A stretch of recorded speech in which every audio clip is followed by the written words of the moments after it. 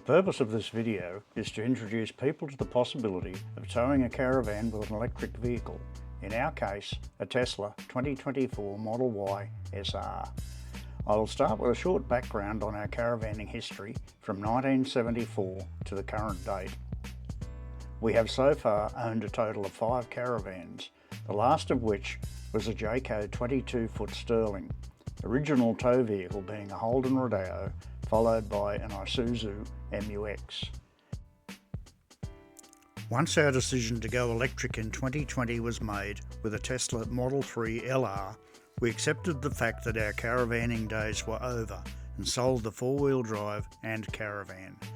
We loved our 4 years with the Model 3 but switched to the Model Y SR in 2024 for the more convenient hatchback and ease of entry for our less supple bodies.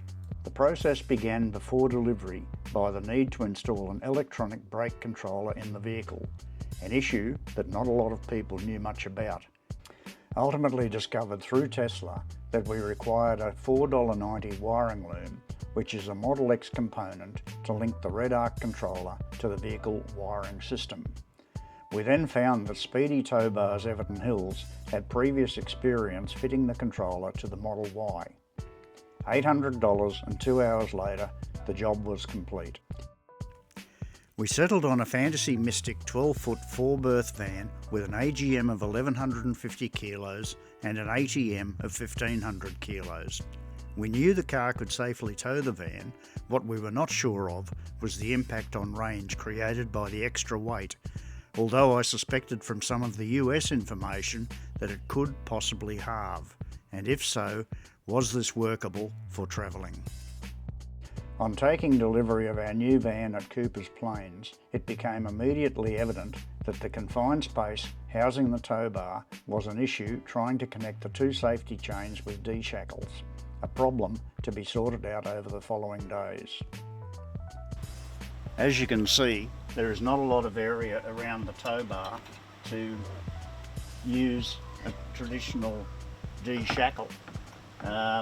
Imagine trying to put that in with the safety chain on and then manoeuvre the shackle pin in that area. So I had to come up with a better idea, because obviously with the reduced range towing the caravan, the vehicle is going to need to be recharged more often. So to recharge you need to reverse the vehicle and therefore have to take the caravan off. So what I've come up with is clevis clips, which are probably well known to 4-wheel drivers, but normally they're actually put on the vehicle and the chain hooks into them. I've reversed that, and the clip will just go up inside and relatively easily hook onto the tow bar receptacle for the safety chain. It is equally easy to remove and therefore have a fairly speedy decoupling. Prior to departing on our first road trip, the vehicle notified us that it required a tyre rotation due to increased wear at the rear. Apparently, the vehicle computer can calculate the number of wheel rotations compared to distance travelled and knows how evenly the tyres are wearing. Fortunately, this happened before we left, and the mobile service technician arrived in his modified Model S to carry out the task 2 days prior to departure.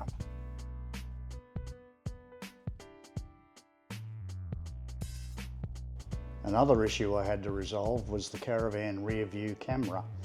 The one that came with the caravan probably works very well, but it is wired in to activate when the lights of the vehicle are turned on. Now that's not a good idea with the Tesla, because as soon as you try to manually turn the lights on during the day, you get a warning that you're draining the battery and it continually beeps at you.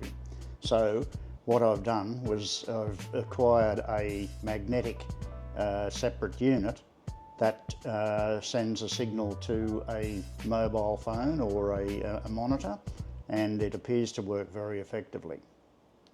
Okay, we're currently travelling on the M1 motorway and we're heading towards Kingscliff.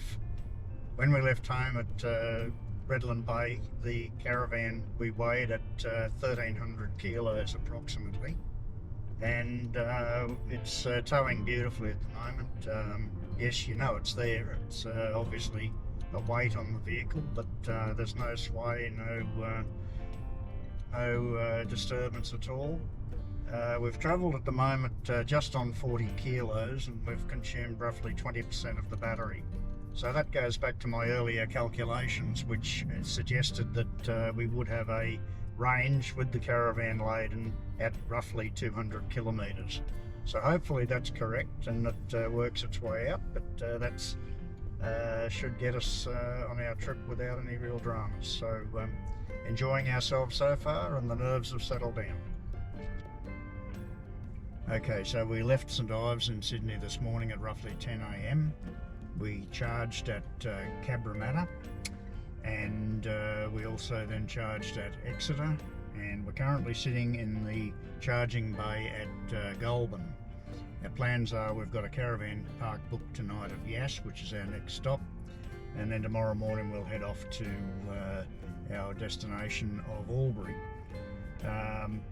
It's currently 11 degrees and it's 3:29 p.m, so we will be very happy to get back to Queensland again, where the weather is a bit warmer. But so far everything's gone well, caravan's handling well, and the only thing that we suffer is the range. We're probably getting around about 130-140 kilometres for each fill, but we're generally charging it around about the 100 kilometre range to not let it get too far out of control. Anyway, we'll see what happens tomorrow. A very boggy and cold stay at Yass, -3 degrees.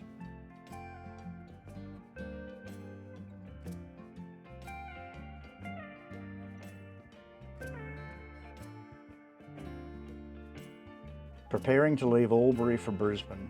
One night stopover in Sydney and one night in Port Macquarie.